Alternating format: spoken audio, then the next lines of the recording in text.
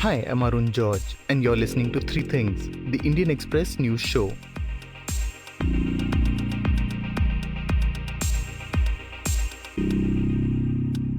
In today's episode, we're looking at the Uttar Pradesh government's decision to pass an ordinance aimed at ending what it says are forced religious conversions for marriage, and how that ordinance came on a day the state's High Court spoke about the right of two consenting adults of any two religions to get married.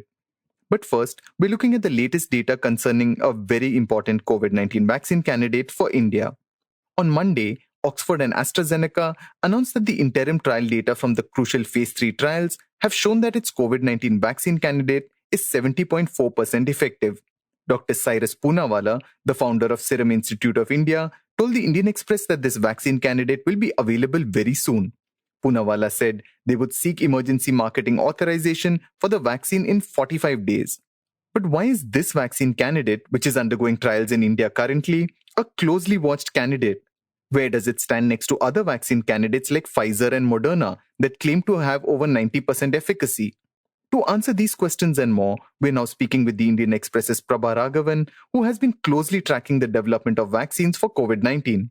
We started by asking Prabha why this vaccine candidate is particularly important to India. The biggest reason that the Oxford vaccine candidate is more relevant for India is because out of Pfizer, Moderna, and AstraZeneca and Oxford, this is the candidate that has actually seen a tie-up with an Indian manufacturer. So Serum Institute of India has a tie-up with AstraZeneca and Oxford, which University of Oxford, which had jointly developed the vaccine. And Serum Institute basically is in charge of developing, testing, and making doses of this vaccine candidate for India, as well as nearly 100 other low and middle income countries. So that's the biggest reason why this is more relevant and more closely watched for India. But another major factor is the temperature at which the Pfizer and Moderna vaccines have to be stored. Its cold storage requirements are much less demanding than that of Pfizer and Moderna's. So Pfizer requires you to have nearly cryogenic levels of deep freezers to actually store the vaccine so that its stability doesn't change, so that it is still effective and potent when it is injected.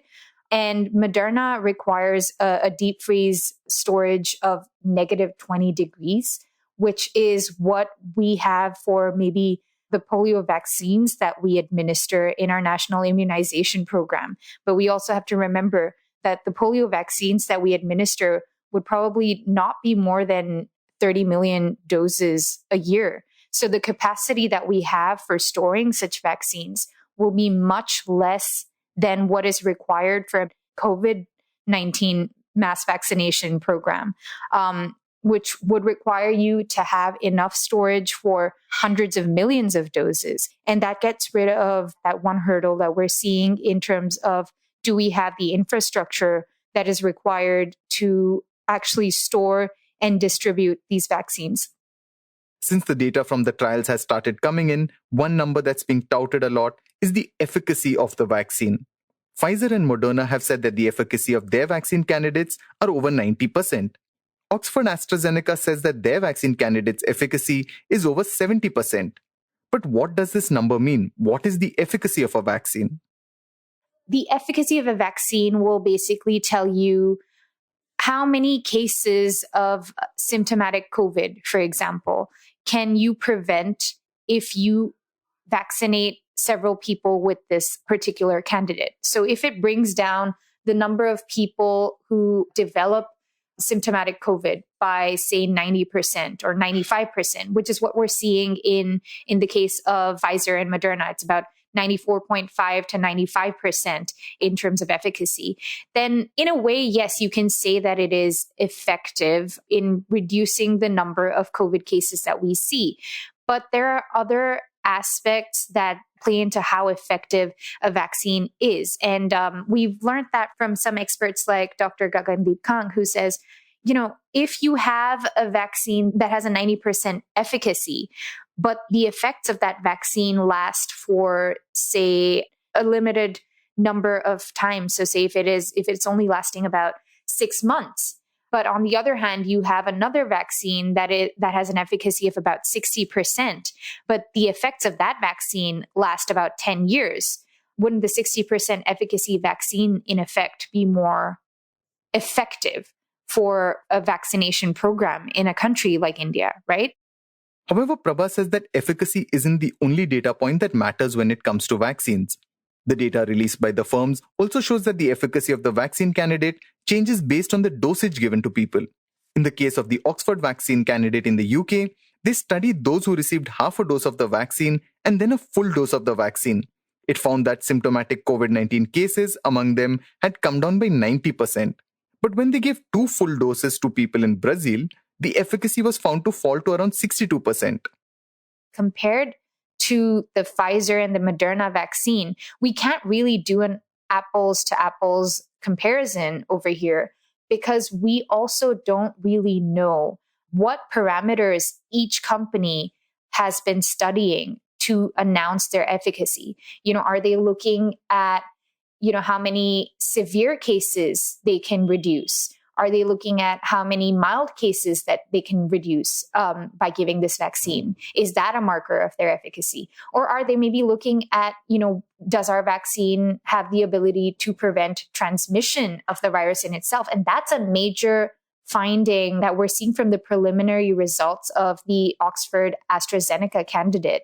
Preliminary information is showing that the vaccine may have the ability to prevent transmission of even the asymptomatic cases. So maybe if you get vaccinated with this candidate, you might end up protecting yourself from the infection in itself and not just preventing yourself from developing symptoms. And so we also have to understand that the comparison between these candidates can't really be closely made until we see the data that they release in scientific publications, and that's going to take a while. But in the case of the Oxford vaccine candidate trials, what does a full dose and half dose mean? Does it mean you will still have to take 2 injections of the COVID-19 vaccine?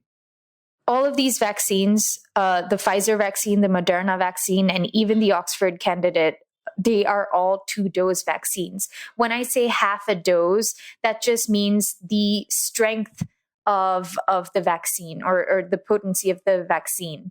In the first injection that they're giving you, they're going to give you, X number of virus particles to help you develop an immune response. And then in the second shot, they're going to give you twice the amount of what they gave you in the first shot. So the packaging will still be the same. You will still have to take 2 shots of the vaccine. And that's why we call it 2 doses. But the strength of the vaccine in each dose will vary. In the case of, and this again depends on what vaccine dosage we decide to go with. If in India, if we decide to go with a full dose vaccine, the strength in each vaccine will be the same. The efficacy might be lower than what we're seeing with the half dose, full dose, but it will still be a 2-shot vaccine. So, Prabha, you've also been speaking with experts about the various data that's been coming out about these various vaccine candidates. What is it that they say we need to be cautious about, or what is it that they say still needs to be seen? The thing that all experts, regardless of whether they are vaccine scientists or public health experts who've been looking at these developments, the one thing that all of them have been saying is we haven't really seen the data that actually comes with these headline numbers. We have to remember that the Pfizer information, the Moderna information, and the Oxford information, which was announced on Monday, all of these efficacy readouts are press releases. These are announcements that they've made saying, okay, you know what, we've tested our vaccine on these many people, and this is the gist of what we have seen. But what scientists and what experts need to see is the granular data that comes with it. They need to see various parameters that are involved in the process of testing these vaccines and, how much maybe they've managed to reduce the number of cases by, or what other trends are they seeing in the effectiveness or the efficacy of the vaccine that they've been testing. And all of this information is going to be published in scientific journals so that other experts and other scientists can actually go through it and see, does this information make sense? Has it been presented accurately? So they will peer review it.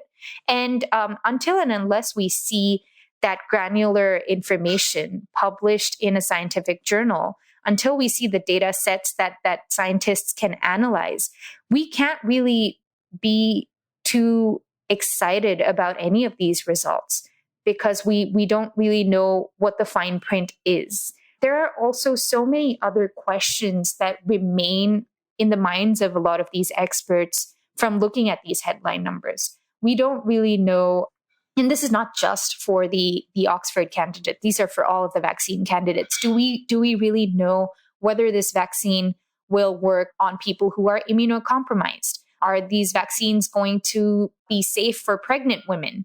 What is their safety record really? Do we have enough information to talk about that? And the biggest burning question, again, how long will the protection that you gain from this vaccine last? India's Serum Institute is already stockpiling doses of the vaccine, even as trials are on in the country. How will the vaccine be rolled out if it does clear trials?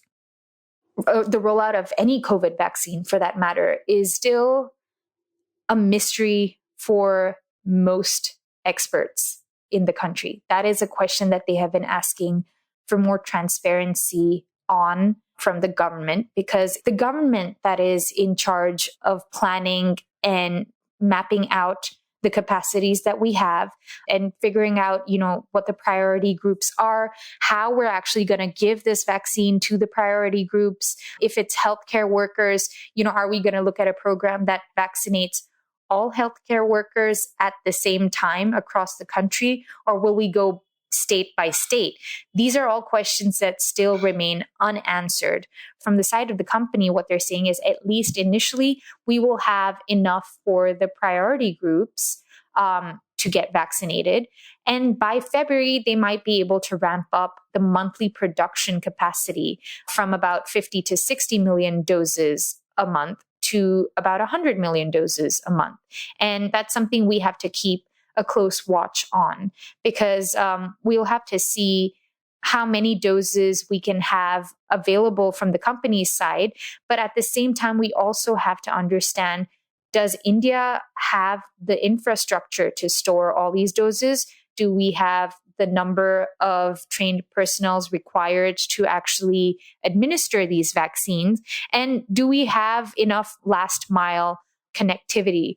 Do we have enough trucks to transport them? Do we have enough, portable refrigerators in very rural, hard to reach areas to actually be able to deliver this vaccine to target groups in those areas? And that's something we still don't have enough clarity on. While the Oxford vaccine candidate is the most closely watched, there are 5 other candidates that are at different stages of trials in India. What happens if there's more than one good vaccine available against COVID-19? Given the fact that we don't really know how much infrastructure we have readily available or how many trained personnel we have readily available, that is going to be a matter of concern. And this is something that the Public Health Foundation of India's president, Dr. K. Srinath Reddy, has also raised as a concern. He says, look, I see the rollout of a vaccine happening in 3 phases. And in the first phase, it will be easier to administer a vaccine because you're going to have a limited quantity of a vaccine, and it will probably only be manufactured by one company.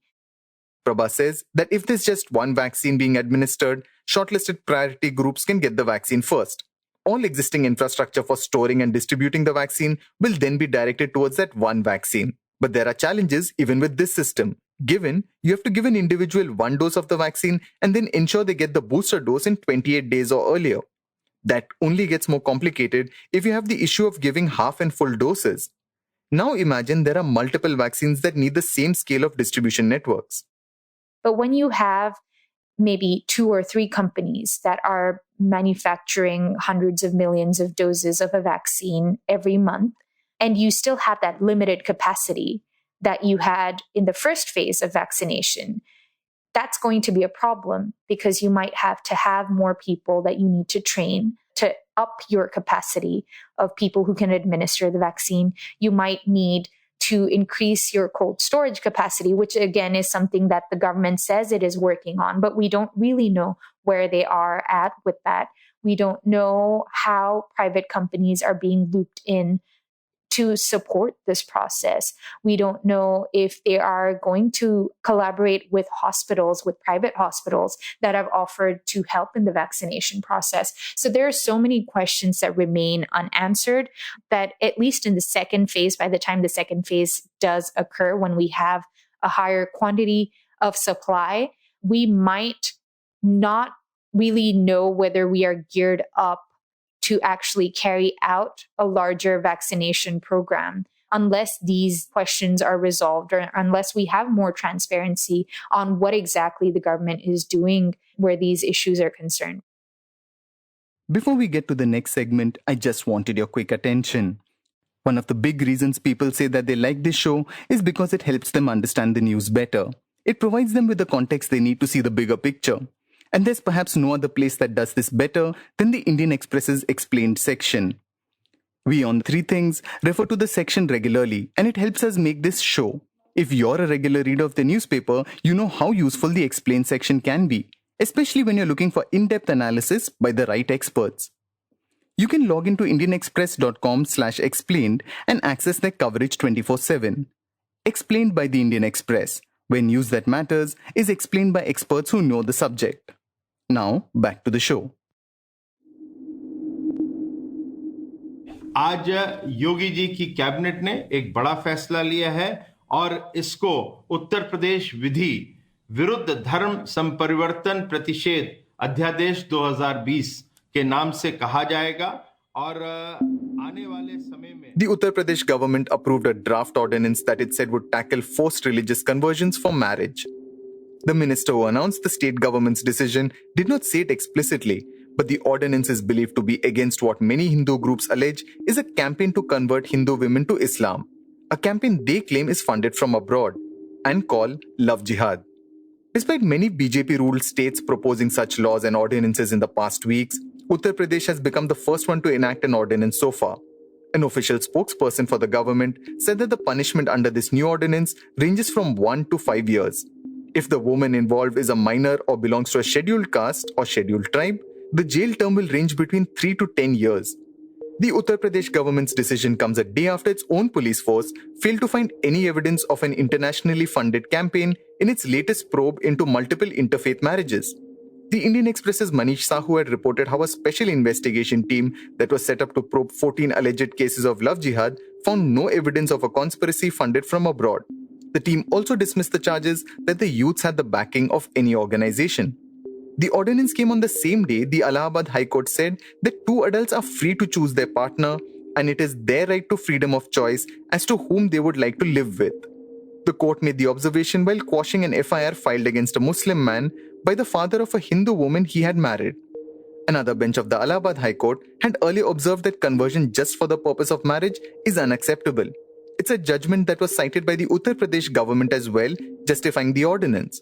However, the latest judgment by a two-judge bench observed that that previous judgment was not good law. The Uttar Pradesh ordinance also says that individuals are free to change their religion after marriage. But that's only after a district magistrate is informed 2 months in advance and after permission is granted. The Allahabad High Court incidentally observed in its judgment that the right to live with a person of his or her choice, irrespective of religion professed by them, is intrinsic to the right to life and personal liberty.